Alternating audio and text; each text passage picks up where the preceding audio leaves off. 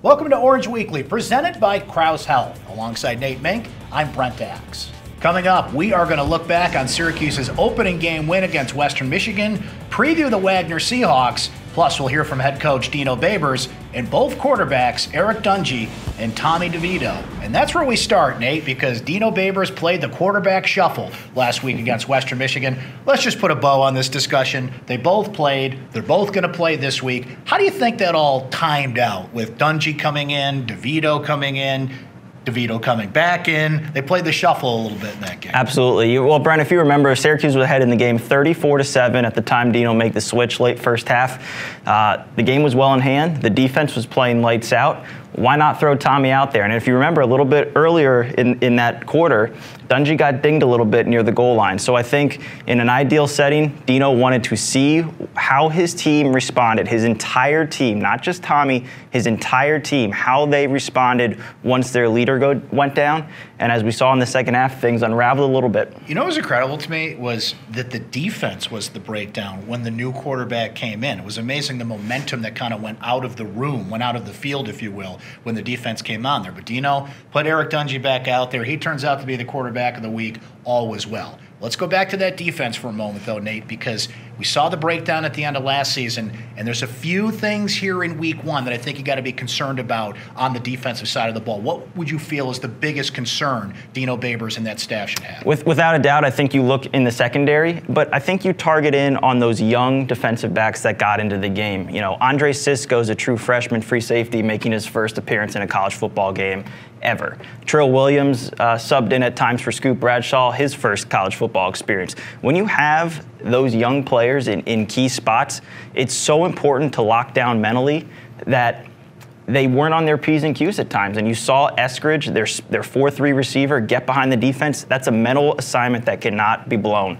And it was blown, and it cost Syracuse 6 points at times. So the good news for the defense is they get Wagner this week to kind of work out some of those kinks. But I think another concern has to be the balance on wide receiver wasn't there in week one. There were 4 different receivers that caught the ball. Only 2 of them were actually wide receivers. The other 2 were running backs. Now, Devin Butler dropped a couple of passes. Sean Riley dropped a pass or 2. So maybe that'll right itself going forward. Let's flip the script now, Nate. It's only game 1, but what do you feel is something that this team should really be encouraged by even just 1 game into the season? I think it's the offensive line, Brent. I really do. You had 6'6", 6'6", 6'6", right across the line there, and these are big, meaty linemen that can move bodies, and they did that in the run game, gashing the defense, opening up holes for Eric Dungey to rush for really a historic day, 200 yards rushing, the most ever for a Syracuse quarterback in a single game.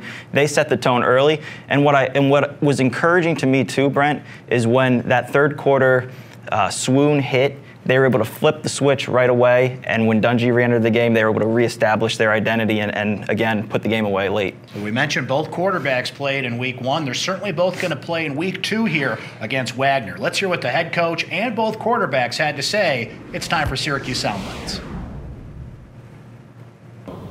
Well, first of all, they're well coached, okay? Jason's doing a great job. I believe this is his 4th season up there. He used to be the offensive coordinator.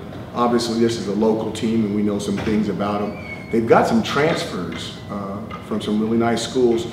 And then you look at the high schools, like St. Thomas Aquinas is one of the premier high schools in South Florida. We've got players from St. Thomas Aquinas, and you know they do too. So they do a good job of recruiting, and they're not just locally based. They can go national, and it's going to be a good game. But, you know, coming to Wagner, you know, Stephen A. came in and talked to us a while ago.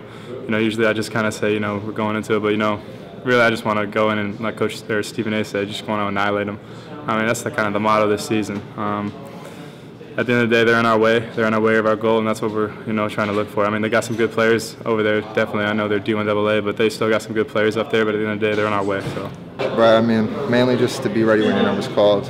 You know, a guy like I used to know Kellen Mond of Texas A&M. You know, last year was an injury. He got put in. You know, things happen, and this year, ready when his number's called, same thing. So I mean, I just look at that as an example. Your number can be called at any time because anything can happen in the game, and you got to be ready to play. All right, Nate, here we go. Syracuse and Wagner at the Carrier Dome for game 2. And we saw Tommy DeVito get on the field last week. Who are some of the other young players that you anticipate to see, given that Syracuse is probably going to empty the bench in this one?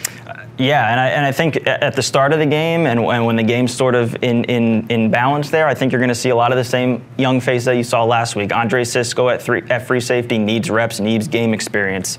Trill Williams at cornerback is going to get in the game again. When Syracuse brought in their jumbo package, they brought in a couple more linemen. Dakota Davis, a redshirt freshman, he's going to be in the game, I think. It'll be interesting, though, as the game, as we anticipate, gets out of hand. Does Syracuse chooses to empty their bench? Which freshmen play? Do we see Jarvian Howard, the running back, get a few carries? Really curious about him.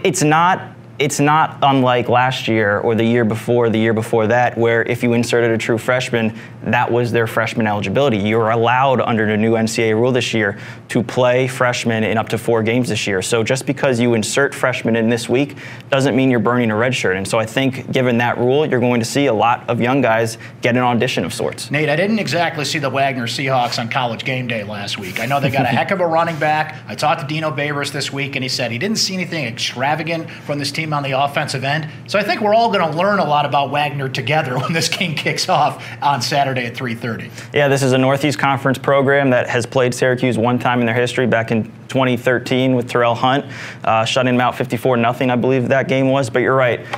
Wagner's coached by a different guy this year. Ryan Foltz, the running back, went for 271. Broke out a couple 77-yard gains. Another running back, Denzel Knight, had over 100 yards receiving on just 2 receptions. So their quarterback's a playmaker who's probably not going to throw the ball 30 times a game, but can extend plays and maybe make things interesting on a couple series. But, by no means this is a program. Syracuse is head and shoulders above. This is the last time they faced Wagner. They outgained him about 600 to 100.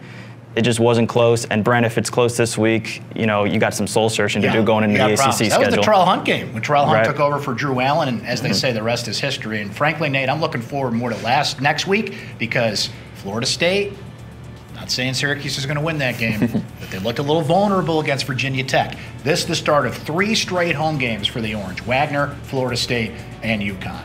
Well, for Nate Mink, I'm Brent Axe. That's Orange Weekly for this week. Thanks for watching, everybody. We'll talk to you next time.